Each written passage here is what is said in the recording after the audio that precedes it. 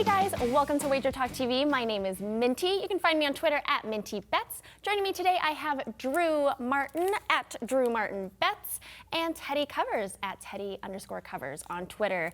We are going to be talking about Minnesota at Green Bay. Now, last Thursday, I should say, Green Bay made the game very boring. What do you guys think? Will it be boring this time around? I think so. I think it will be low scoring, Minty. I think there will be a lot of defense. I think defense is at the forefront. I think that this game, a lot of it points towards the stat lines from the quarterbacks last week. We saw Kirk Cousins 8 of 10 for under 100 yards. I think that speaks to what they're doing offensively, keeping the ball on the ground.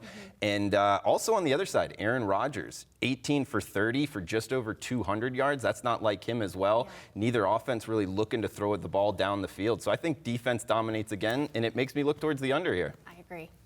Yeah, I certainly wouldn't argue with the concept.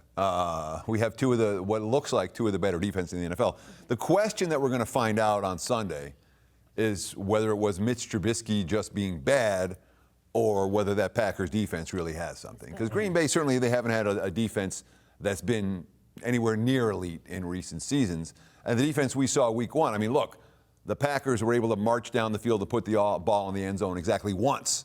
And they won by margin, which tells you how well the defense played or how poorly Mitch Trubisky played.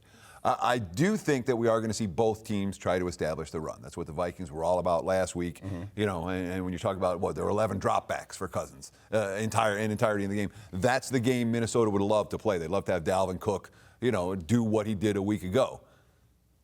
But you can anticipate Chicago's defense or the Green Bay's defense doing exactly what they did last week against Chicago, which is let's make this suspect quarterback beat us. And Kirk Cousins, the question is how suspect is he?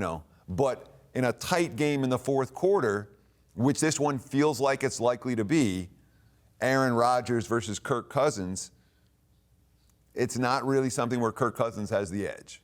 No, not at all. And only laying the -3 here, it would make me look towards the better quarterback. But you bring up, Kirk Cousins. He gets paid like he's a top quarterback. So it will be interesting to see if he can prove it on the field, Minty. But I still think that both defenses dominate. And it's interesting the point that Teddy brings up. And if they're going to change things week 1 to week 2, and we talk about the change of handicap from week 1 to week 2 being arguably the biggest change of the whole season. So that is an interesting point in itself. But I would still stick with the defense is dominating. Okay, so you're going with the under. Teddy, are you leaning towards the side? Or no, the under as well? So from a side standpoint, I'll tell you what, Minnesota's a trendy underdog this week, and I'm very wary of trendy underdogs in the NFL week 2.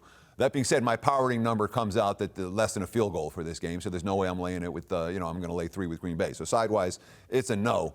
I certainly lean under, but the unders that make sense are the unders that you take bad beats on, Yeah. It just, the unders, it makes a lot of sense for this game to go under. I doubt I'll get to the betting window to bet it. Gotcha. All right. Thank you, guys. Don't forget that any 5% best bet is backed by our 150% wager bucks guarantee, where you'll get 150% back of the purchase price in credit.